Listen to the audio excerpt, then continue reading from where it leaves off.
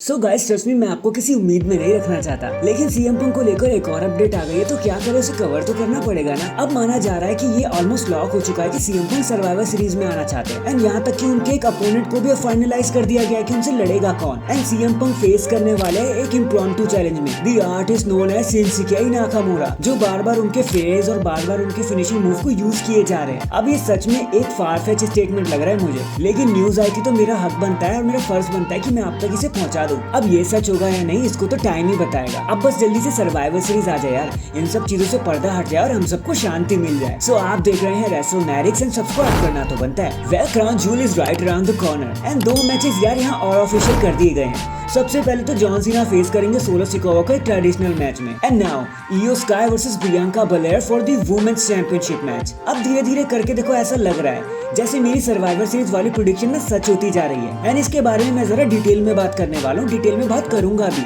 जिसके लिए आपको इस चैनल को अभी लाइक एंड सब्सक्राइब कर देना होगा ताकि आपसे कुछ भी मिस ना हो जाए। एंड ट्रस्ट मी, अगर जैसी चीजें WWE सोच रही है और इनसाइड प्लान कर रही है वो अगर सच हो जाती है ना, तो this survivor series will be the best survivor series in the recent memories. ये वाला सर्वाइवर सीरीज आपको सालों साल भर याद रहेगा, इसको तो आप लिख कर ले लो। नेक्स्ट 10 काउंट को इंटरव्यू देते हुए शॉजी ब्लैक हार्ट ने एक हार्ट मेल्टिंग बात को रिवील कर दिया। जब उनसे पूछा गया उनके बालों के बारे में कि ये हेयर कट कैसे हो गया, तो उन्होंने कहा कि ये WWE का डिसीजन नहीं था। देखो, मेरी बहन केमोथेरेपी से होकर गुजर रही थी। For those of you who don't know, chemotherapy almost close to cancer ही होता है, जहाँ पे हेयर लॉस होने लगता है, मतलब ड्रग एडिक्ट मान लो आप। सो अपनी बहन को सपोर्ट करने के लिए शॉजी अपने बाल को शेव कराना चाहती थी, एंड वो चाहती थी कि इस चीज को WWE स्टोरी लाइन में कैसे भी करके यूज किया जाए। तो इसके लिए डायरेक्टली उन्होंने ट्रिपल एच से बात करना शुरू कर दिया कि इसे स्टोरी लाइन में क्या हम डाल सकते हैं प्लीज।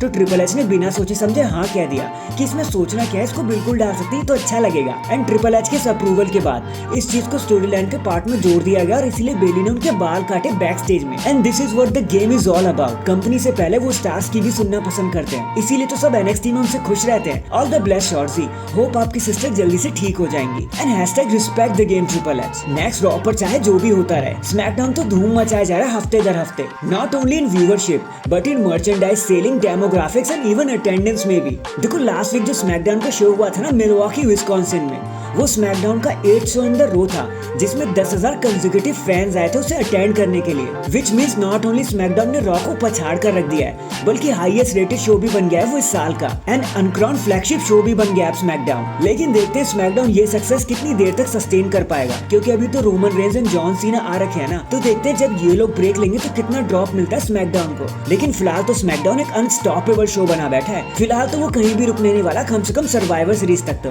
अब देखते हैं आगे क्या होता है। इसके बाद रोंडा राउजी कहीं जाए ना जाए, लेकिन इंडिपेंडेंट रेसलिंग में अपना नाम जरूर बनाने वाली है वो, क्योंकि अभी ऑफिशियल हो चुका है कि रोंडा राउजी रेसलिंग रिवॉल्वर शो में अपना डेब्यूट करने वाली है बहुत जल्दी। शो का नाम होगा अनरियल। नवंबर 16, 2023 में लॉस एंजलिस कैलिफोर्निया से ये शो फाइट टीवी पर दिखाया जाएगा। तो रोंडा राउजी के दीवाना घोड़ा गाड़ी लेकर सब तैयार हो जाओ, because the baddest woman on the planet is on her way to kick some butts in the end. अब जरा इस बात पे ध्यान देना, और ये जरा सा सीरियस है। देखो, जितने टाइम रोमन रेंज सीन पर नहीं रहे, उतने टाइम पर हर किसी को मौका मिला शो अप करने का, अपने अपने जौहर को दिखाने का, स्पेशली सेथ रॉलिंस, जिन्होंने टाइटल डिफेंस की तो लाइन ही लगा दी। लेकिन इन सब में एक नाम ऐसा भी है जिसे WWE अब कंसीडर कर रही है कि उसे रोमन रेंज के सामने रखा जाए ताकि वो रोमन रेंज को डिथ्रोन कर सके। एंड वो नाम कोई और नहीं बल्कि the longest raining intercontinental champion Gunther का ही है। WWE ने अब रेसलमेनिया 40 के लिए प्लान बी बनाने शुरू कर दिया कि अगर किसी भी तरह से कोडी रोड रेसलमेनिया 40 में रोमन रेंज को फेस नहीं कर पाते ना, तो फिर गंथर उनकी जगह लेते हुए नजर आ जाएंगे। ऑब्वियसली ये प्लान ट्रिपल एच की तरफ से ही पिच किया हुआ है। And WWE hall of famer Booker T ने भी इस पर अपना बयान देते हुए कहा कि गंथर से ज्यादा हैवी हिटर तो कोई हो नहीं सकता रोमन रेंज को ऑफर करने के लिए। अब लेट्स सी कि अगर गंथर इस पिक्चर में आते हैं तो किस तरीके की आतिशबाजियां हमें देखने को मिलेंगी। So that is it guys, आज के लिए बस इतना ही। आपको क्या लगता है, रोमन को किसको फेस करना चाहिए, गंथर को या फिर कोडी रोड्स को? कमेंट करके जरूर बताना। एंड चैनल पर नया है तो चैनल को जल्दी से लाइक एंड सब्सक्राइब कर दो। बाकी मैं मिलता हूँ आपसे किसी और अपडेट के साथ, तब तक के लिए अपना ख्याल रखें और खुश रहें।